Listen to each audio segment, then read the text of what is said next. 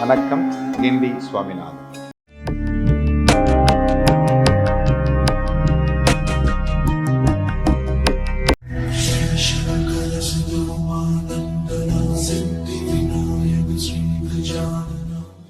நாம் விரும்புகிறோம், விரும்பியது நடக்க வேண்டும் என்று எண்ணுகிறோம். ஆனால் நாம் செய்கின்ற தவறு என்ன என்பதை நாம் புரிந்து கொள்ளவில்லை. ஒரு சிலர்கள் நாம் தவறு செய்யாமல் இருக்க வேண்டும் என்று நம்மை பாதுகாத்துக் கொண்டிருப்பார்கள். அவர்களிடத்தில் நாம் அன்பு செலுத்துவது கிடையாது. இதுக்குத்தான் குரு அப்படின்னு ஒருத்தர் இருக்கணும். அவர் யாராக வேண்டுமானாலும் இருக்கலாம். தாயாக இருக்கலாம், தந்தையாக இருக்கலாம், நண்பனாக இருக்கலாம், ஆச்சாரியாலாக இருக்கலாம், குருவாக இருக்கலாம். அவரை குருவாக ஏற்றுக்கொண்டோமேயானால் அந்த குருவினுடைய வழிகாட்டுதலின் பேரில் ஒரு சில விஷயங்களை நாம் செய்யலாம். ஏன் அப்படின்னா, தவறு செய்யாமல் இருக்க வேண்டும், தர்மமாக வாழ வேண்டும். உங்களுடைய ஜாதகத்தில் நீங்க 1000 கட்டங்கள் இருக்கலாம், 1000 நன்மைகள் நடக்கலாம்.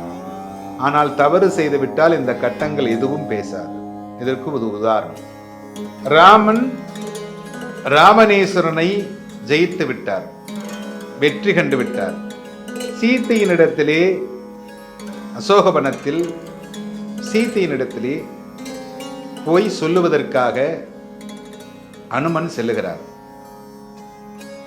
அனுமன் சென்றவுடனே வெற்றி தாயே என அவர் எப்பொழுதுமே அந்த சீதா பிராட்டி அப்படிங்கிறவரை தாய்க்கு இணையாக பார்த்தவர். வெற்றி வெற்றி என்று சொல்லுகிறார். அப்ப இந்த மாதிரி இலங்கையில் ராமபிரான் வெற்றி அடைந்து விட்டார், தங்களை அடைத்து செல்வதற்காக வந்து கொண்டிருக்கிறார். நீங்கள் கவலைப்படாமல் இருங்கள். சரி, நான் முதலேயே உனக்கு ஒரு வரம் கொடுத்தேன். ஏன்னா கணையாழி கொண்டு வந்து ராமன் கொடுத்ததாக என்னை தரிசித்து என்னை ஒரு நல்ல சந்தோஷமான ஒரு செய்தியை கூறி, அன்றைய தினமே நீ சப்த சிரஞ்சீவிகளில் ஒருவராக சிரஞ்சீவியாக இருப்பாய் என்று ஆசீர்வதித்து விட்டேன். உனக்கு என்ன வேண்டும் கேள். இந்த வெற்றி செய்தியை நீ சொல்லி இருக்கிறாய் ஆஞ்சநேயா. மாருதி, உனக்கு என்ன வேண்டும் கேள். தாயே, இந்த இடத்தில் தங்களை கொடுமைப்படுத்திய இந்த அசுர குலத்தில் இருக்கக்கூடிய பெண்களை தீயிலிட்டு கருக வேண்டும். ஏன்னா என்னுடைய தாயை இவ்வளவு கொடுமைப்படுத்தி விட்டார்களே, அதை என்னால் ஏற்றுக்கொள்ள முடியவில்லை.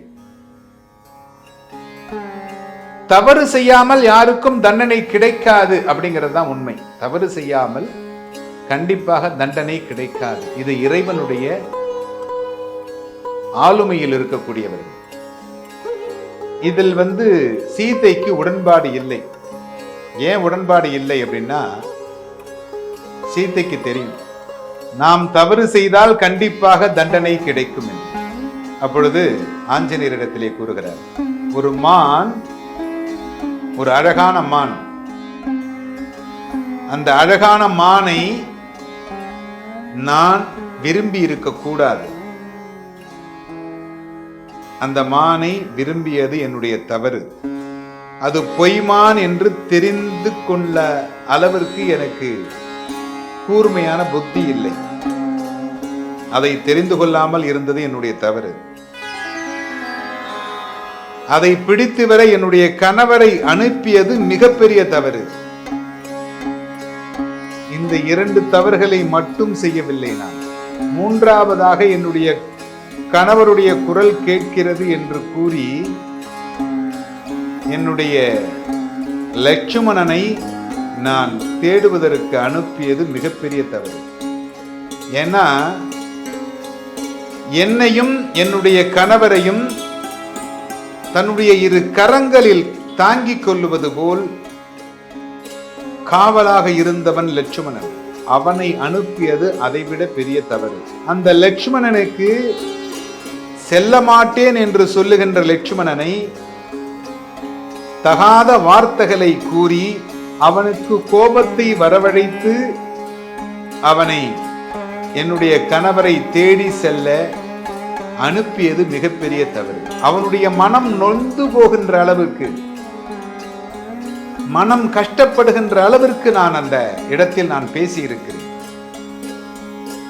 ஏனென்றால் என்னை தாயை விட மேன்மையாக பார்த்தவன் லட்சுமணன். அவனுக்கு இந்த துரோகத்தை நான் செய்திருக்க கூடாது. அந்த துரோகத்தை நான் செய்ததினால்தான் இந்த அசோகவனத்தில் இவர்களுடைய கஷ்டங்களுக்கெல்லாம் நான் ஆளாகினேன்.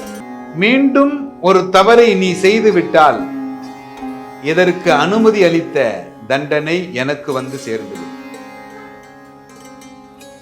உனக்கும் இந்த இடத்தில் இருக்கக்கூடிய பெண்களுடைய சாபம் அதுவும் உனக்கு வந்துவிடும். அவர்கள் செய்ததற்கான தண்டனையை இறைவன் பார்த்துக் கொள்ளுவார். நாம் அதற்கு கண்டிப்பாக தண்டனை வழங்கும் இடத்தில் நாம் இல்லை. நாம் செய்த தவறுக்குத்தான் நாம் வருந்த வேண்டுமே தவிர அடுத்தவர்கள் செய்த தவறுக்கு தண்டனை வழங்கும் இடத்தில் நாம் இல்லை. நாம் என்றோ செய்த தவறுக்காகத்தான் இன்றைய தினம் நாம் கஷ்டப்படுகிறோம். அதனால் இந்த தவறை நீ மீண்டும் செய்து விடாதே.